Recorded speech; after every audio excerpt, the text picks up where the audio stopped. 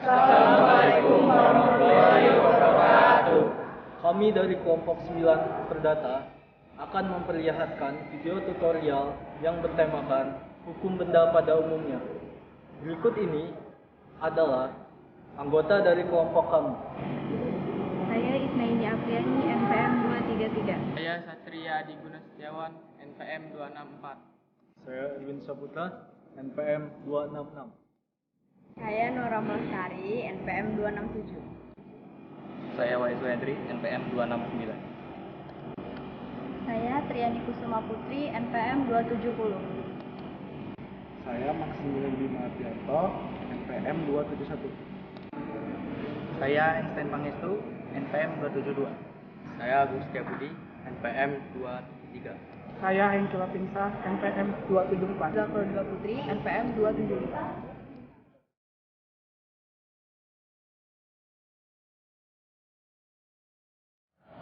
Hukum benda adalah hukum yang mengatur tentang benda dan subjek hukum sehingga menimbulkan hak kebendaan. Hukum benda masuk ke dalam hukum hak kebendaan. Dalam sistem hukum benda terdapat dua jenis, yaitu hukum benda terbuka dan hukum benda tertutup. Selanjutnya adalah hubungan antara hukum benda dengan hukum perikat. Jika dalam hukum benda mengatur tentang subjek hukum dengan benda sehingga menimbulkan hak kebendaan, lain halnya dengan hukum perikatan. Hukum perikatan mengatur tentang subjek hukum dengan subjek hukum sehingga menimbulkan objek hukum yaitu benda.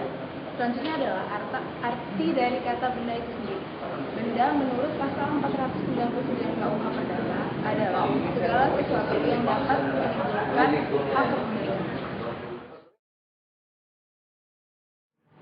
Macam-macam benda. Macam-macam benda dibedakan bahwa satu benda bergerak dan tidak bergerak, dua benda berwujud dan tidak berwujud, tiga benda dapat dipakai habis dan tidak dapat dipakai habis, empat benda yang sudah ada dan akan ada, lima benda dalam perdagangan dan luar perdagangan, enam benda yang dapat dibagi dan tidak dapat dibagi, tujuh benda yang sudah terdaftar dan tidak terdaftar, 8 benda atas nama dan tidak.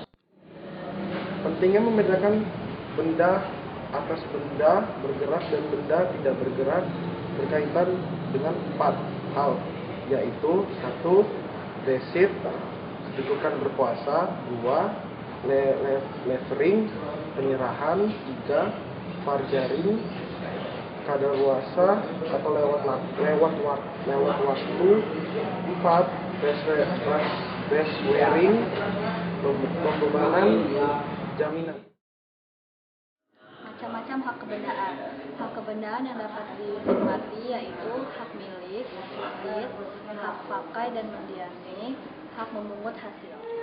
Hak kebendaan yang memiliki jaminan yaitu gandar, fidusia, hipotek, hak tanggungan, dan sistem dari buku 2 KUH Perdata juga mengatur hak-hak lain yang bukan merupakan hak kebendaan, tetapi mirip dengan hak kebendaan karena mempunyai jaminan seperti privilege atau hak istimewa, hak retensi, dan hak reklame.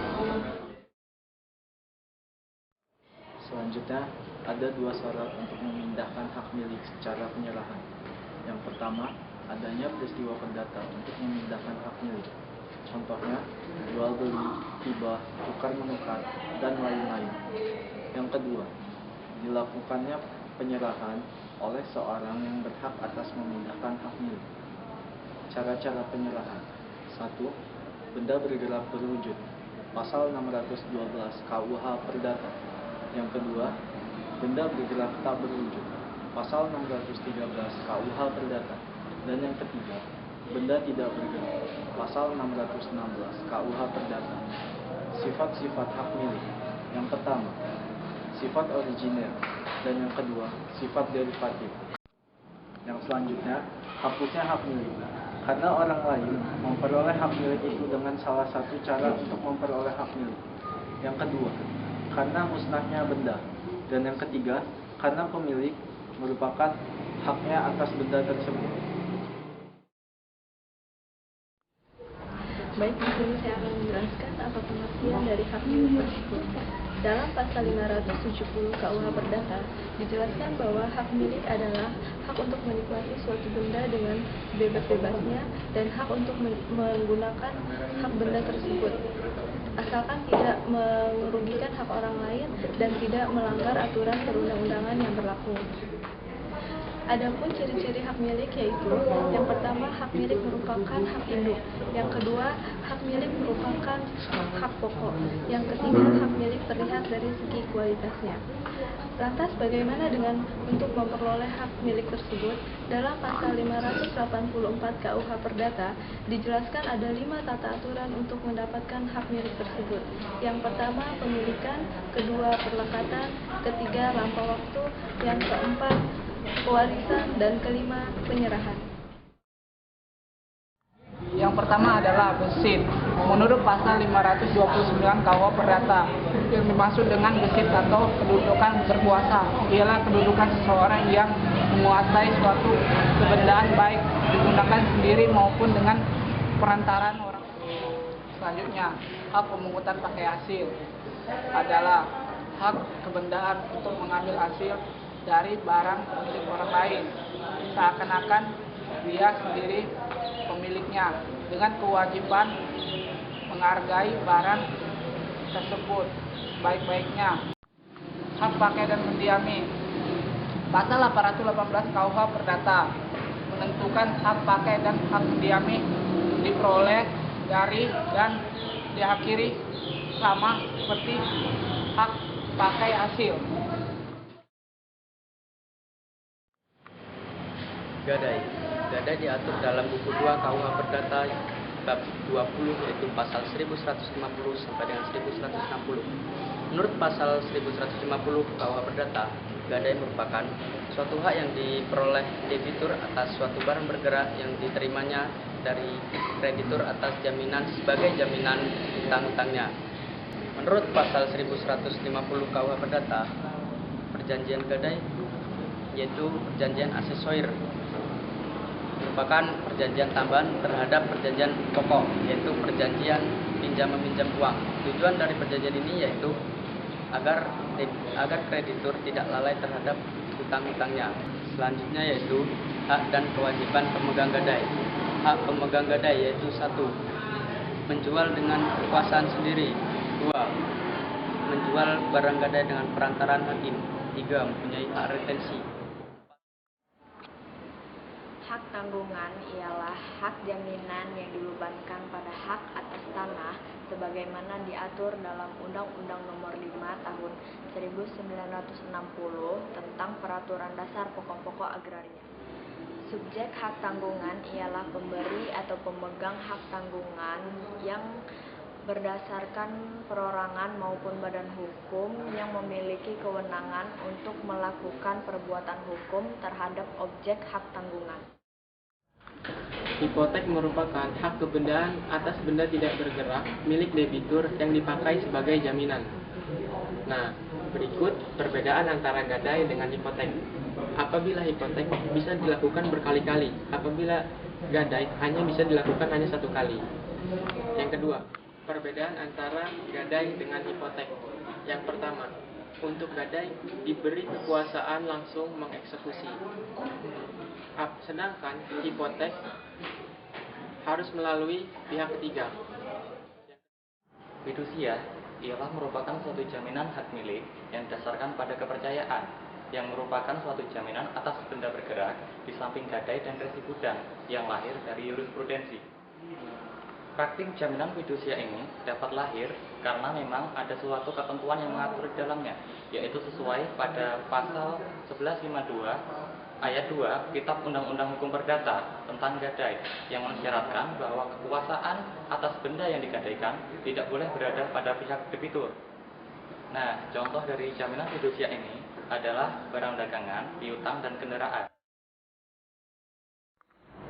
Sistem resi gudang. Resi gudang ialah dokumen bukti atas pemilikan barang yang disimpan di dalam gudang yang diterbitkan oleh pengelola gudang. Selanjutnya adalah jaminan perorangan. Jaminan perorangan dapat berupa personal guarantee atau jaminan persorangan ataupun corporate guarantee atau jaminan badan hukum. Ada 3 jenis jaminan, yaitu perjanjian penanggungan, perjanjian tanggung-menanggung, dan perjanjian garansi. Pertama, ada perjanjian tanggung-menanggung. Perjanjian tanggung-menanggung menurut pasal 1820 KUH Perdata adalah perjanjian di mana ada pihak ketiga yang mengikatkan diri kepada kreditur bila mana sewaktu-waktu debitur tidak dapat memenuhi keterikatannya itu. Ada 3 jenis jaminan, yaitu 1. Jaminan oleh bank, 2. Jaminan oleh kredit, yang 3. Jaminan oleh lembaga pemerintah.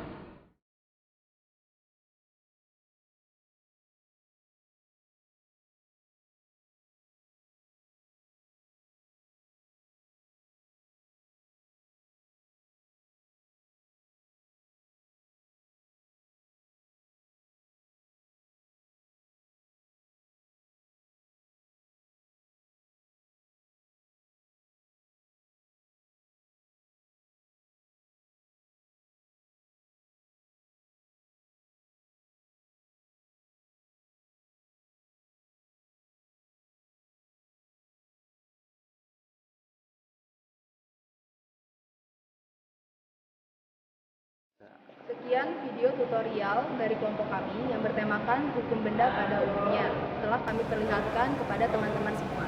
Pertama-tama, terima kasih kepada Ibu Hajah Mila Nargis, SHMH, dan Ibu Selvi Oktaviana, SHMA, karena telah memberikan tugas ini sebagai pembelajaran untuk kami. Serta terima kasih kepada teman-teman yang telah menyaksikan dan semua pihak yang telah membantu dalam pembuatan video ini. Akhir kata, kami mohon maaf apabila ada salah perkataan, perbuatan, maupun perlakuan yang ada di dalam video ini. Terima kasih atas kerjasamanya. Wassalamualaikum warahmatullahi wabarakatuh.